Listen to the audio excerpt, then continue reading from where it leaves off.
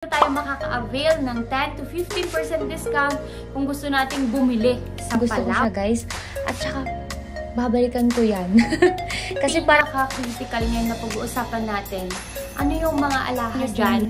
Halimbawa, yan ay isasangla ko, tutusukin nila yun sa pawn shop. Naku, te! Ba't ayaw tanggapin sa pawn shop ng alahas mong yan? Bakit? Nakakaba naman yan. Diyos ko, ang mahal-mahal pa man din yan. Diba? Bakit daw? Bakit daw ayaw tanggapin? Ay, naku, Diyos ko guys. Nasa sitwasyon ba kayo ngayon na kung saan ayaw nilang tanggapin sa pawn shop yung alahas ninyo? Malamang alam ko kung anong alahas yung nasa inyo ngayon. So, ayan nga guys, no? Kasi ang dami ko na talaga nakitang nakaka-experience nito. Kaya naman, pag-usapan natin ngayon ang tungkol sa Palawan Pawn Shop. Ayan ha, pag-uusapan natin ngayon kung ano na yung mga alahas na hindi nila tinatanggap at talagang mahihirapan na nga kayong maghanap ng mga pawn shop na tatanggap sa mga ito. Ayan, again, it's me, Crazy Tess, guys. So, for today's video, pag-uusapan natin ang tungkol sa Palawan Pawn Shop, Palawan Sangla Update. Ayan, magkano na nga ba ang ginto sa Palawan? Number 1 question, mga alahas na hindi na tinatanggap sa Palawan Pawn Shop. Number 3, paano tayo makaka-avail ng 10 to 15% discount kung gusto nating bumili sa Palawan Pawn Shop. And of course, subasta versus brand new. Ano nga ba ang mas magandang bilhin? At kung magkano na nga ba ang sangla ng 21K at saka 18K sa Palawan Pawn Shop? Hanggang parang ilang beses kong binanggit yung Palawan Pawn Shop, guys. Nakakaloka. So, ayan nga guys. Again, it's me, Crazy Tess. So, for today's video, kung hindi ka pa nakapag-subscribe at bago ka lang dito sa channel ko, mahilig ka ba sa alahas? Well guys, magkakasundo tayo. Ilocana ka ba? O sige, Ilocana din ako. Kaya naman mag-subscribe ka na. Pindutin mo din ang bell button para lagi kayong updated sa lahat ng mga videos ko. And of course, kung gusto nyo ako makontak, let's be friends. Visit my Facebook page, guys. Ayan, nandito lang siya. Alam nyo, madalas na akong hinihingal ngayon.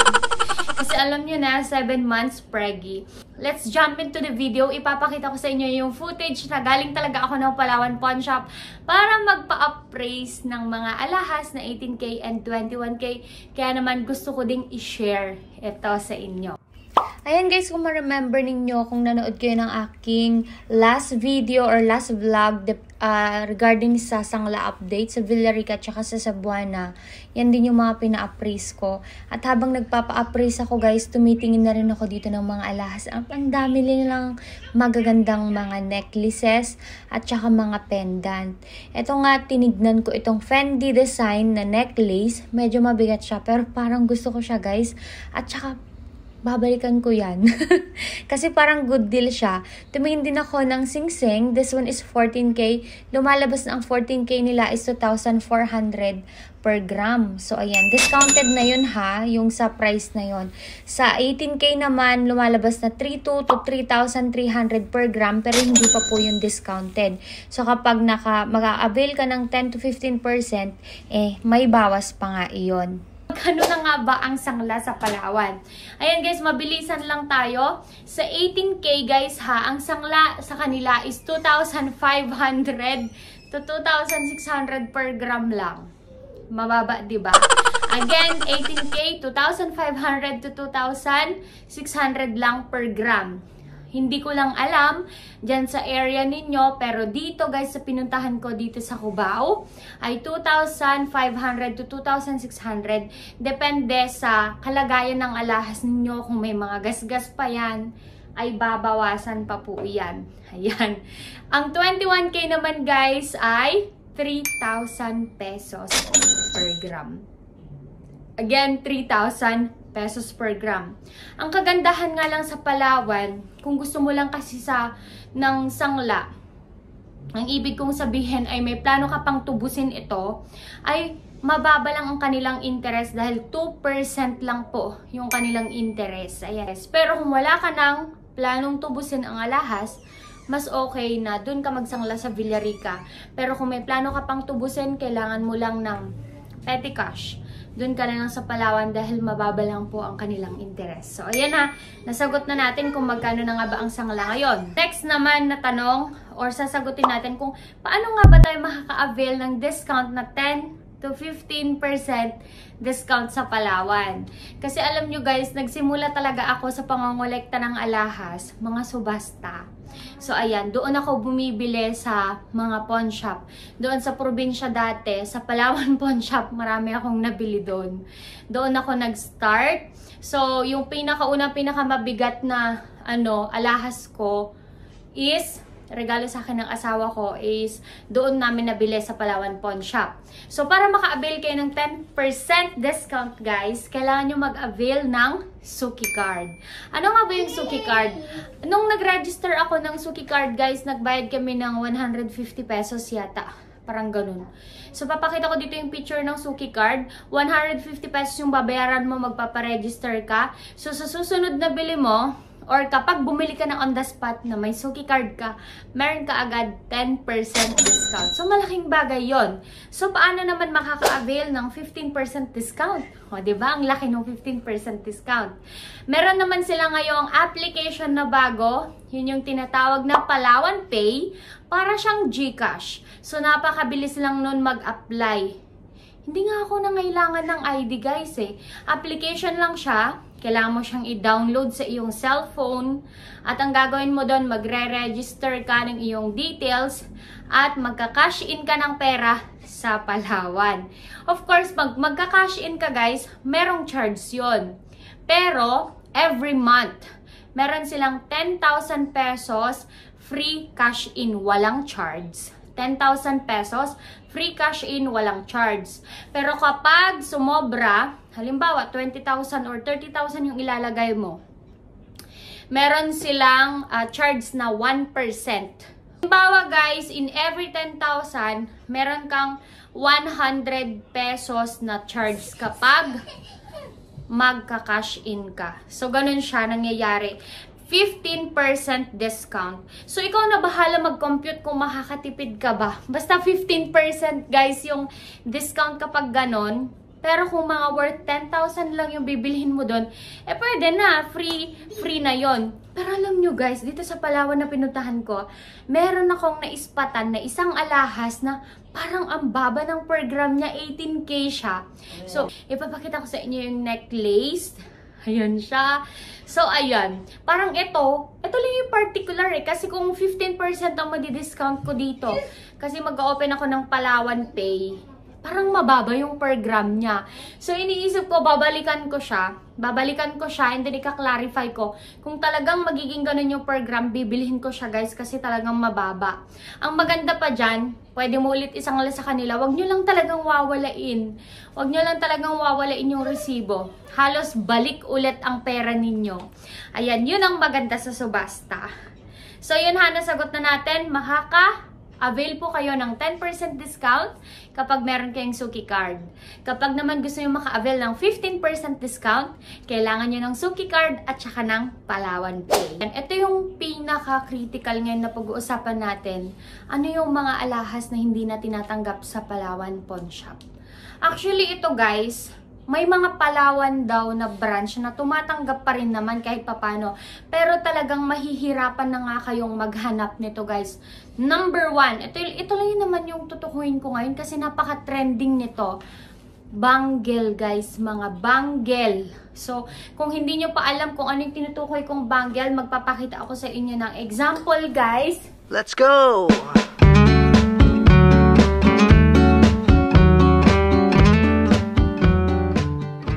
Siya guys, ito yung halimbawa ng mga bangles. So ayan, ito, napaka-trending nito. Ayan, meron itong iba't ibang klase, iba't ibang design, depende. Mostly sa mga ganito guys ay ang mga tinatawag nilang mga branded inspired or kinopya sila sa mga branded na mga design. Just like Chanel, just like Cartier, just like ano pa ba, Fendi, basta kung ano-ano, but ito yung mga bangles. So, meron itong iba't ibang klase. Meron kayong makikita dito na meron siyang clip, lalong-lalo na itong may clip guys. Sobrang hirap na nga niyang isangla.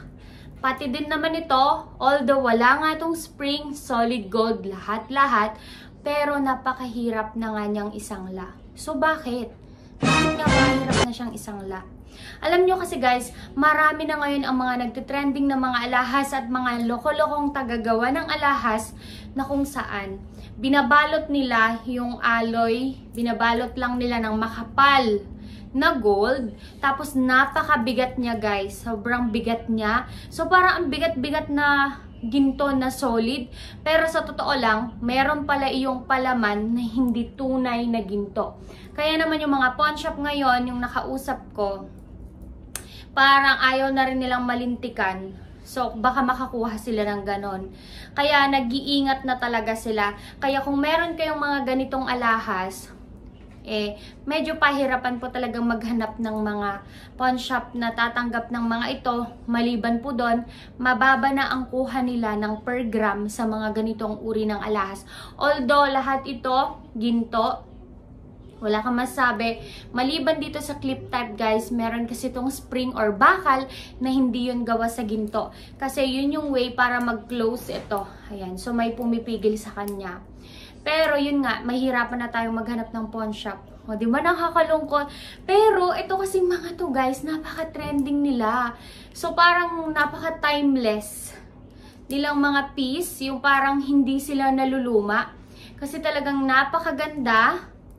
Tapos ito pa man din yung gusto kong i-collect talaga ngayon. So dinadamihan ko yung, pinapadami ko yung collection ko ng mga ganito. Yun nga lang, biglang naging ganon na hindi na siya considered as good investment. Kasi of course, kung nag-i-invest ka talaga, gusto mo yung agad-agad na kapag kailangan mo ng pera, ma-encash mo siya agad.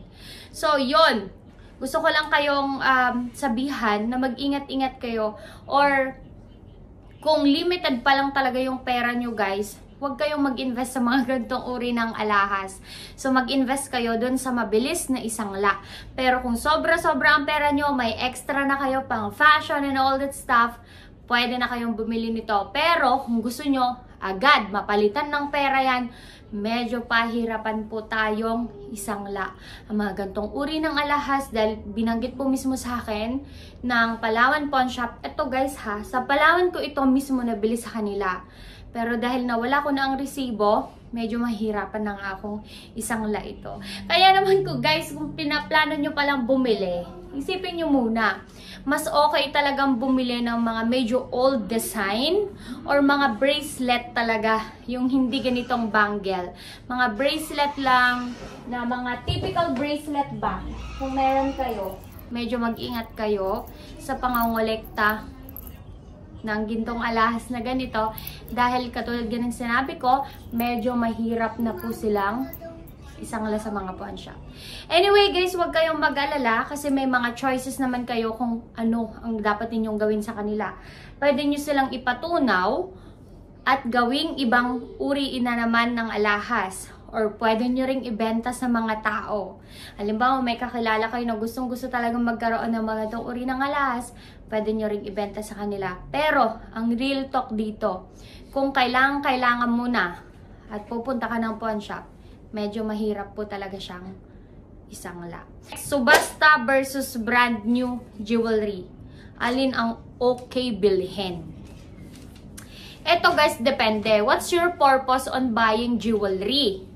Ang purpose mo ba for fashion? Or ang gusto mo ba para yung mga trending na mga alahas, mga branded inspired, mga ganon. Yung gustong-gusto mo yung style, design, dahil uso nga, ginagamit ng mga artista, mga ganon.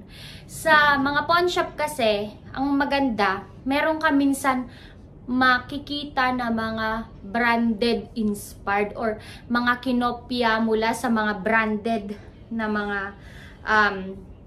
like yung nga, sabi ko sa Chanel, sa Cartier, yung mga iba't ibang brands, sa Fendi, ganyan. Pero, ang problema nga lang kung makakaano kayo ng mga pawn shop na mga luma na. Kasi alam nyo guys, yung mga lumang disenyo kasi, mas okay silang bilhin. Bakit?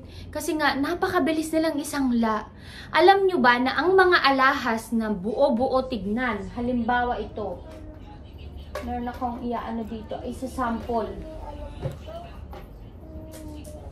Ayan, ito guys. For example, this one is Tiffany & Co. Ayan, inspired siya ng Tiffany & Co. So, kung makikita ninyo, buo siya. Buo siya. Alam nyo ba na bago nyo ito isangla guys, magkakaroon siya ng test mark. Hindi lang siya basta-bastang test mark, parang may konting butas, tutusukin talaga itong mga to. Kasi itong mga branded inspired ngayon na mga to, mukha silang mga malalaki, mukhang mga solid, mga bilog. Katulad pa nung isang heart ko, papang nito, ayan, nakita nyo dyan. Halimbawa, yan ay isasangla ko, tutusukin nila yun sa pawn shop. Yun yung tinatawag na test mark at talagang magkakaroon ng marka yung alahas. Not unlike yung mga makaluma lang disenyo, mga flat lang, mga ganon. Mabilis na lang isangla yun kasi makikita na nila yung loob. Ah, okay, walang palaman. Pwedeng-pwede na ito. Pero itong mga to guys, medyo pahirapan siya. Alam nyo ba, kahit tanungin nyo pa sa iba, medyo mas mahirap na pong isangla ngayon yung mga branded inspired na mga alahas. Medyo mas mahirap na po talaga silang isangla. Mas prefer po nila yung mga regular gold, yung mga makalumang designs, mga ganon. Kasi yun nga, yung mga nagsisilabasan ngayon, parang mga alloy na lang na binalot ng ginto. So, ayaw talaga malugi ng pawn shop. Sino ba namang pawn shop yung magpapalugi? O, diba? Kaya kung subasta versus brand new, ayan, sabi ko nga sa inyo, i-determine nyo muna kung anong purpose nyo sa pagbili. For fashion ba? Or for investment? Kung both naman, dun ka na lang sa brand new. Yun nga lang, in terms of price ha, in terms of price, mas maganda bumili sa subasta kasi malayo pong mas mura. Pag brand nyo ngayon guys, napakamahal na. Sa mismong supplier natin is umaabot na siya ng 3,250 pesos to 3,500. Depende po sa klase. Ayan, yung mga branded mas mahal. Syempre pag uso, 'di ba, mas mahal. Pero pag sa subasta, katulad nga ng sabi ko sa inyo, kung gusto niyo lang talaga magkaalas, pero tiyagaan nyo lang maghanap sa mga pawn shop guys. Marami na din dun mga usong mga alahas ngayon. So yun lang yung ating pag-uusapan guys. I hope nakatulong sa inyo ang video na ito. Kung meron pa kayong mga questions ha, i-message lang ako dito sa aking Facebook page na Crazy Tess Vlogs. And of course, mag-follow din kayo guys, mag-like. And of course, dito kung hindi pa kayo nakapag-subscribe, mag-subscribe ka na. Ayan, kung mahilig ka sa alahas, magkakasundo tayo dyan. So, ayan guys, hanggang dito lang ang video na ito. Hanggang sa muli, sa susunod na linggo, mag-upload ulit ako. So, bye-bye everyone!